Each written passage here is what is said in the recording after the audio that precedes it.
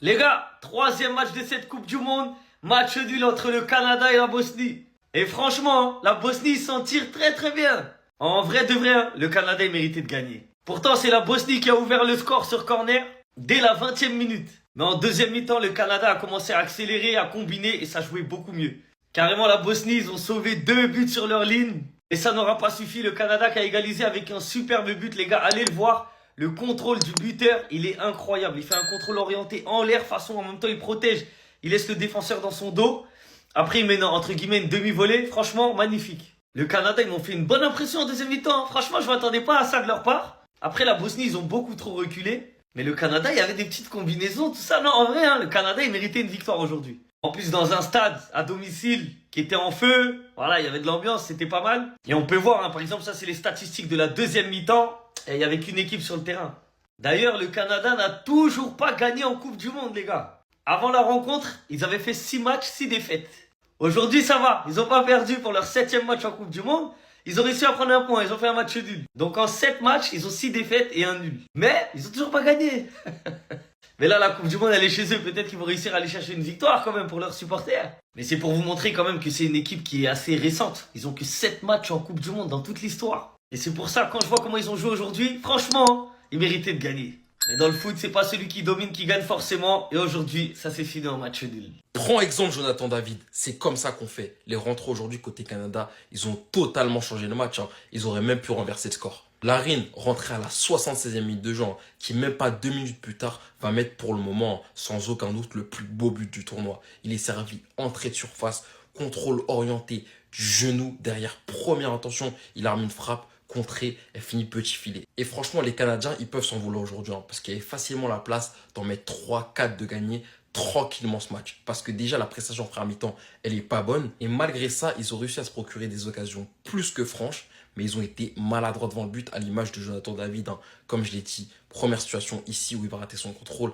Ok, il n'était pas évident. Mais celle-là, seul au point pénalty face au gardien, il aurait dû la mettre. Il frappe sans conviction au lieu d'allumer les cages. Surtout que ce but-là aurait pu permettre au Canada de mener et ça aurait totalement changé le match. Et même un peu plus tard, ils ont l'occasion de revenir au score à la 30e minute. Mais encore une fois, c'est super mal joué. Au lieu de servir Jonathan David seul au point pénalty, il va décider de prendre sa chance. Sauf que le tir est totalement manqué. Après, on ne va pas enlever non plus la grosse prestation défensive de la Bosnie, à l'image du sauvetage ici sur sa ligne de Kolasinac. Franchement, une frappe que tout le monde voyait dedans. Il arrive bout du pied à l'envoyer sur la barre.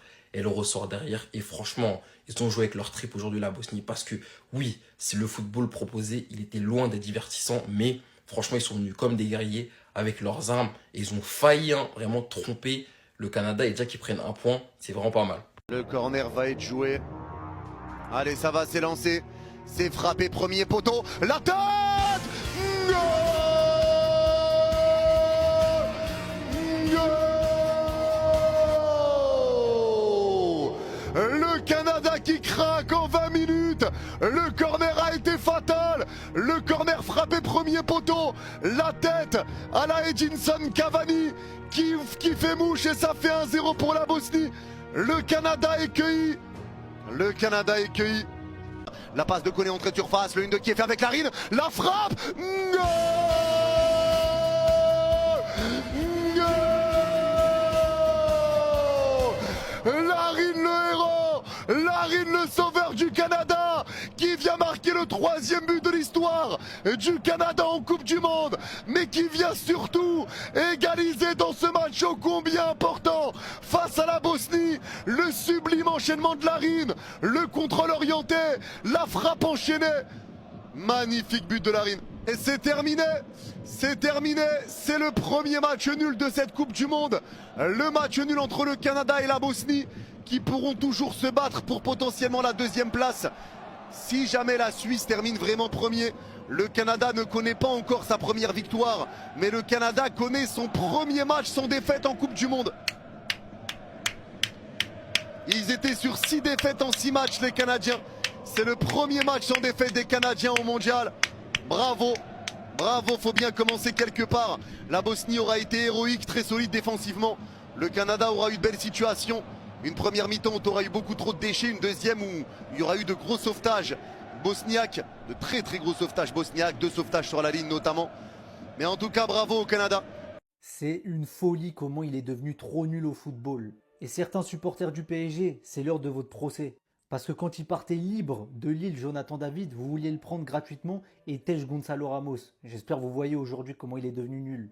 Parce que si aujourd'hui le Canada ne gagne pas son match d'ouverture, c'est en grande partie à cause de lui. Il a loupé que des tapines, techniquement c'était catastrophique. T'es le numéro 9 de ton équipe, t'es le franchise player du Canada, t'as le numéro 10 derrière le dos et tu ponds une bouse pareille, c'est trop grave. Mais en même temps, j'ai envie de vous dire, il est dans la continuité de sa saison calamiteuse avec la Juventus. Il a le même niveau qu'en club en fait. Maintenant, la question que je me pose, c'est il est où le Jonathan David de Lille? Le Jonathan David qui enchaînait les saisons où il envoyait une vingtaine de buts. Le Jonathan David qui, lors de sa dernière saison avec Lille, il a planté 9 buts en Ligue des Champions et 4 passes D en 12 matchs. Il avait mis doublé contre l'Atlético, il avait marqué contre le Real, il était bouillant.